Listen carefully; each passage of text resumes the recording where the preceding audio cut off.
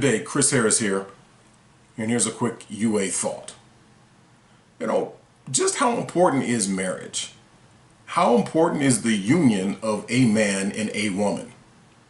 Well, it's the foundation of society. And when that breaks down, everything breaks down.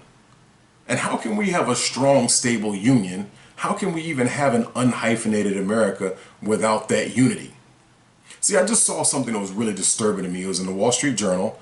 And there's an article that was talking about the decline of marriage, and I'll share this information with you. It said, this is from the National Center for Health Statistics, and it said that the U.S. marriage rate fell 6% in 2018, which is the most recent numbers they have. It fell 6% in 2018, and that now there's only 6.5 new unions, 6.5 new unions, new marriages formed for every 1,000 people.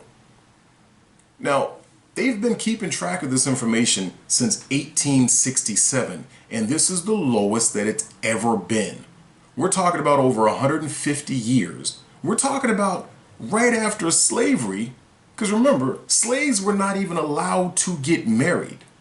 So it was only after the Civil War, after the Emancipation Proclamation, after the 13th, 14th, and 15th Amendment, that slaves were even legally allowed to get married. And they started tracking all this data, and marriage is now on the steep decline, and that can be traced to all sorts of other societal issues. I want to share a couple of quick quotes with you from people that are highly influential to me. One of them, of course, is a founding father. It's John Adams.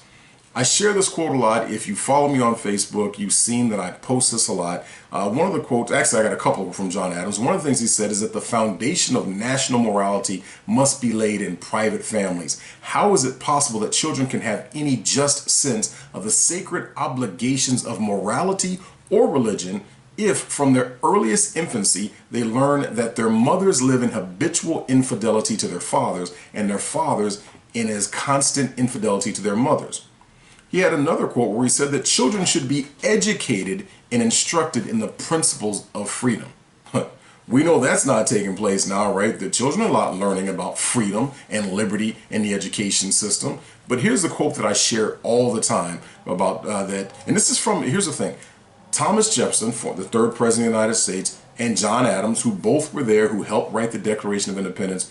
They were contemporaries, they were friends, but then they had a big falling out when it came to who was going to be the second president of the United States. It's a whole deeper conversation. They had a falling out, but then they kind of reconciled after both their wives died, and they ended up writing a bunch of letters back and forth. And this is from one of the letters that John Adams wrote to Thomas Jefferson. This is July 16th of 1814. So once again, over 200 years ago. And John Adams said to Thomas Jefferson, as long as property exists, it will accumulate in individuals and families. And as long as marriage exists, knowledge, power, and influence will accumulate in families.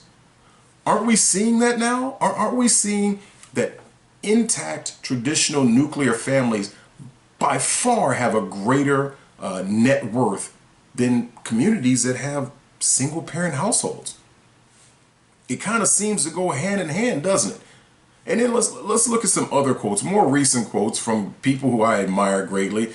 Two of them that I tend to give them the title, that dude, right? One of them is the economist Thomas Sowell, and the other one's the economist Walter Williams. But let's first look at Thomas Sowell's quote. I got a couple of them from Thomas Sowell, where he said that the black family survived centuries of slavery and generations of Jim Crow, but it has disintegrated in the wake of the liberals' expansion of the welfare state.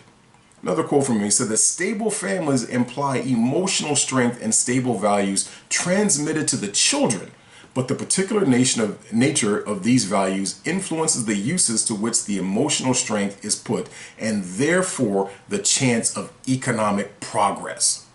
So we're talking about poverty and all these things that are tied to broken homes or families that don't even form to begin with, when there's not a man marrying a woman and becoming husband and wife and then raising children in a solid, stable family. If that's not happening, everything else falls by the wayside. We can look at certain communities, and I'm going to do the air quote, the African American community in particular is one of the ones that's most afflicted by that. But let's go more to what Thomas Sowell says. He says that without a moral framework, there is nothing left but immediate self-indulgence by some and the path of least resistance by others. Neither can sustain a free society. My God, look at how we're fighting right now. We're fighting to maintain our unalienable rights. Why? Because we have generations of people, kids, who've grown up without having that solid, stable family, who've never been educated on the principles of morality and religion, so they don't understand freedom. This is one of the dangers of broken families, right? And he said, goes on, he's another quote, the time is long overdue to stop looking for progress through racial or ethnic leaders. Such leaders have too many incentives to promote polarizing attitudes and actions that are counterproductive for minorities and disastrous for the country.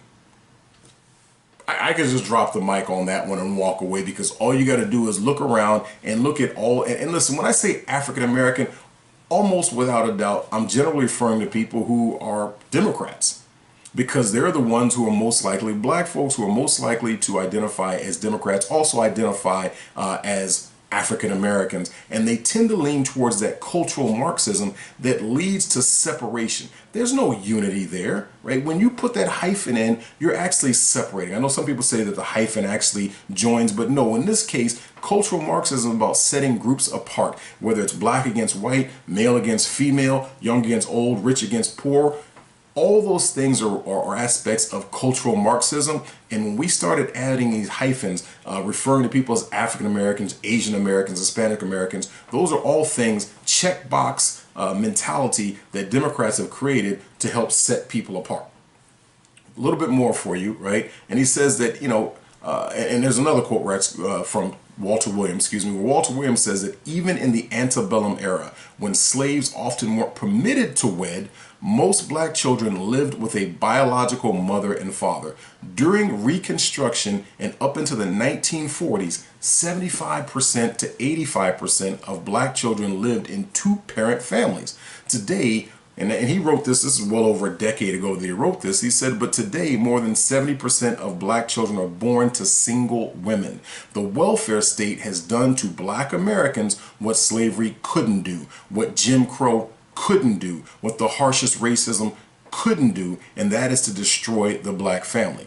And listen, folks, you can see across the board that the least stable, the least prosperous, the least peaceful communities are those that are single parent households. It's just the reality. And when you look at the other cultures, and look, I always point out the Asian Indian, right, from India community. Well, they have the largest, they have the greatest the greatest household income by far. More than double that of the African American community, and actually almost 25 to 30% larger than any other community. And one of the things you'll realize is that they have strong, stable family units.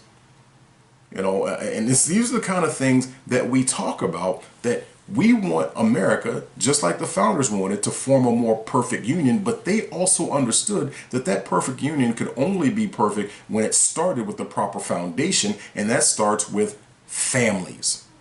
So with the families and with marriage being there as a key cornerstone, we can grow America as a whole.